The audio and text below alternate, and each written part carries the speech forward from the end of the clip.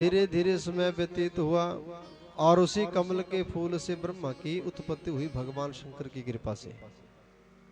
भगवान शिव की कृपा से ब्रह्मा जी की उत्पत्ति हुई और जैसे ब्रह्मा जी की उत्पत्ति हुई तो ब्रह्मा जी पता करने लगे कि मुझे पैदा करने वाले कौन हैं, और कमल के नाड़ के भीतर जाकर के घुस गए और सैकड़ों वर्ष व्यतीत हो गए। महाराज ब्रह्मा जी को कभी नीचे जा रहे, कभी ऊपर जा रहे, कभी नीचे कभी ऊपर, लेकिन उनको पता ही नहीं चल रहा है उस कमल के फूल का ना अंत मिल रहा है ना मूल मिल रहा है। ब्रह्मा जी परेशान हो गए और जैसे ब्रह्मा जी परेशान हुए तो भगवान शंकर ने आकाशवाणी की कि ब्रह्मा जी, अगर आप जानना चाहते हैं कि आपको पैदा करने वाला कौन है तो ऐसा करो कि तपस्या करो, और तपस्या के प्रभाव से आपको पता चलेगा कि आपको पैदा करने वाले कौन है। बोलिए शंकर भगवान की जय हो। ब्रह्मा जी तपस्या करने के लिए बैठ गए। चारों तरफ देख रहे हैं, जल ही जल दिखाई दे रहा है। और जैसे तपस्या करने लगे तो तपस्या के प्रभाव से भगवान नारायण प्रसन्न हुए और भगवान नारायण उठे और जाकर के ब्रह्मा जी को दर्शन देने के लिए चले गए। बोले लक्ष्मी नारायण भगवान की जय हो। ब्रह्मा जी ने जैसे नारायण के दर्शन किए तो ब्रह्मा जी कहते हैं, नारद जी को सुना रहे हैं उत्पत्ति की कथा। ब्रह्मा जी नारद जी से कहते कि नारद जी, जैसे विष्णु भगवान मुझे दर्शन देने के लिए आए तो मेरे मन में भ्रम हो गया, अभिमान हो गया, और जैसे विष्णु भगवान ने कहा कि हे वत्स, हे पुत्र, आप तपस्या कर रहे थे इसलिए मैं आपको दर्शन देने के लिए आया हूँ, मैं आपका स्वामी हूँ। और जैसे विष्णु भगवान ने इतना कहा तो मेरे मन में भ्रम हो गया, और मेरे मन में जब भ्रम हुआ तो मैंने कहा कि आप मेरे पिता कैसे हो गए, सारे जगत का स्वामी तो मैं हूँ, तो इसलिए मैं आपका पिता हुआ ना। और कहा कि हम दोनों के भीतर जो विवाद हो गया था और उस विवाद को खत्म करने के लिए भगवान शंकर ने क्या किया था कि स्तंभ का रूप धारण के, जो आपने कल सुना। बोली शंकर भगवान की। और उस स्तंभ के रूप में जब भगवान शंकर आए तो हम दोनों के युद्ध को विराम दिया और दोनों को समझाया कि महाराज आप दोनों मेरे ही कृपा से प्रकट हुए हैं, अतः आप दोनों को बनाने वाले कौन है, मैं हूँ। इसलिए मेरी आपको आज्ञा है कि आप दोनों जो सृष्टि का विस्तार करें। बोलिए सनातन धर्म की जय हो। दूसरी कहा कि विष्णु भगवान का जब मुझे दर्शन हुआ तो मैंने प्रणाम किया और विष्णु भगवान ने मुझे आज्ञा दी कि अब आप मुझे जो है भगवान शंकर ने इस सृष्टि का भार जो सौंपा है कि आप सृष्टि की रचना करें, पालन करें। और फिर जब हम सृष्टि का रचना और पालन तो कर सकते हैं, लेकिन भगवान शंकर रुद्र रूप धारण कर करके संहार का कार्य स्वयं करते हैं। बोलिए शंकर भगवान की। ये संहार भगवान ने अपने हाथ में रखा हुआ है। तो इसलिए अब ब्रह्मा जी भी लगे सृष्टि का विस्तार आगे बढ़ाने। ब्रह्मा जी कहते हैं कि नारद जी, मैंने अपने मन से सबसे पहले 4 पुत्रों को पैदा किया। 4 पुत्र कौन है? सनक, सनंदन, सनातन, सनत कुमार। ये 4 ऋषियों को मैंने प्रकट किया, लेकिन इन चारों को कहा कि आप जो सृष्टि का विस्तार करें, लेकिन चारों ने मना कर दिया। कहा पिताजी हम इस चक्कर में पड़ने वाले नहीं हैं, सदा सदा के लिए ब्रह्मचारी बन करके रहेंगे। और जैसे ही मेरे पुत्रों ने मेरी आज्ञा नहीं मानी तो मुझे क्रोध आया और क्रोध शरीर में नहीं टिक पाया, और इन भ्रिकुटियों का भेदन कर करके उसी क्रोध ने जो है भगवान शंकर ही क्रोध के रूप में अर्थात इस संसार में रुद्र के रूप में प्रकट हो गए। बोलिए शंकर भगवान की। स्वयं भगवान शंकर ही रुद्र बन करके प्रकट हो गए और धीरे धीरे आगे फिर सृष्टि का कार्यक्रम बढ़ने लगा।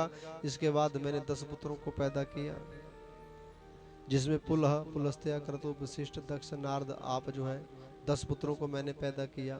इसके बाद जो है अपनी छाया से कर्दम ऋषि को पैदा किया, संकल्प से धर्म को पैदा किया, अपनी वाणी से एक कन्या को पैदा किया।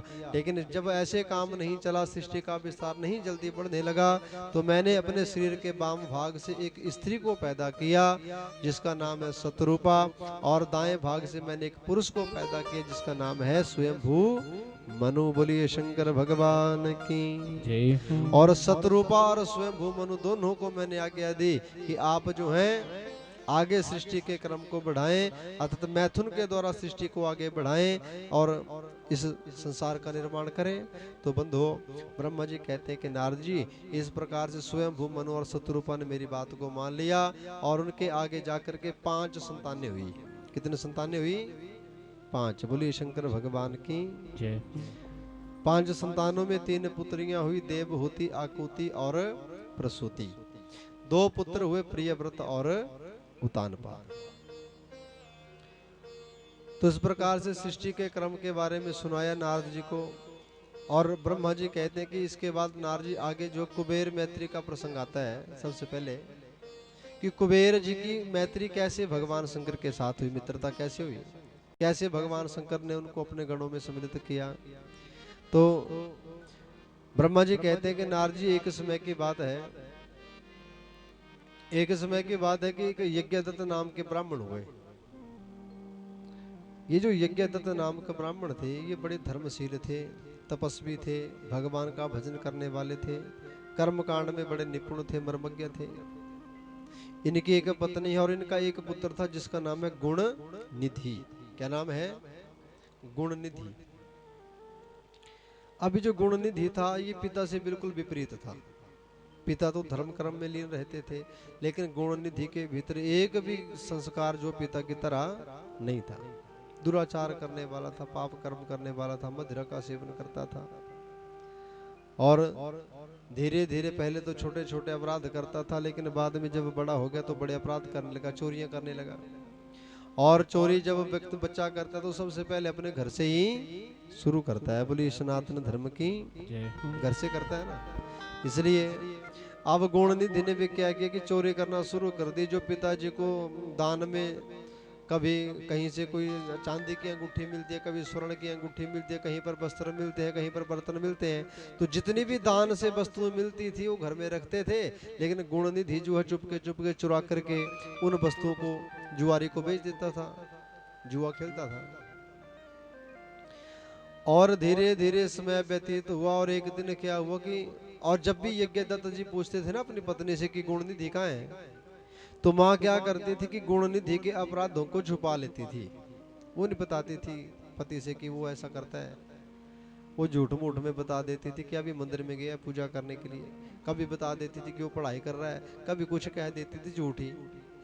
और माता के झूठ कहने से क्या हुआ कि गुण निधि के अपराध और ज्यादा बढ़ गए। बोलिए शंकर भगवान की। गुण निधि ने सोचा कि माँ तो मेरे अपराधों को छुपा लेती है, पिता को पता चलेगा नहीं और मैं आनंद लूटता रहूंगा। इसलिए जब भी बच्चा अपराध करे तो माता पिता को कभी भी अपने बच्चे के अपराध को क्षमा या नजरअंदाज नहीं करना चाहिए। बोलिए शंकर भगवान की। इससे क्या होता है कि वो बच्चे और ज्यादा बिगड़ जाते हैं। इसलिए शास्त्र कहते हैं कि बच्चों को संस्कार देने चाहिए। जब भी गलती करे तो उसको समझाना चाहिए। और संस्कार देने का एक समय बताया गया शास्त्रों में। 5 वर्षाणि लालयेत, 10 वर्षाणि ताड़येत, प्राप्ते तो 16 वर्षे पुत्र मित्र बदाचरेत। अर्थात जब तक बच्चा 5 साल का नहीं हो जाता है ना, तो 5 साल तक के बच्चे को जो है उसकी खूब सेवा करनी चाहिए, लालन पालन करना चाहिए। अर्थात उससे कोई अपराध भी हो जाए तो 5 वर्ष तक की आयु तक उसको क्षमा कर देनी चाहिए, उसको डांटना नहीं चाहिए, उसका लालन पालन करना चाहिए।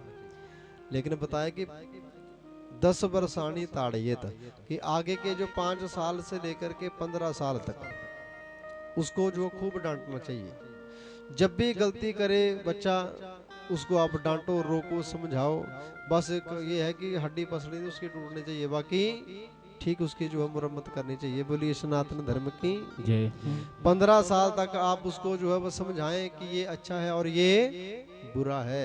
जब 15 साल तक आप उसको इस प्रकार से ज्ञान देंगे तो 15 वर्ष की आयु में उसको ज्ञान हो जाएगा कि इस मेरे लिए करने हेतु कौन सा कार्य है और ना करने के लिए कौन सा है।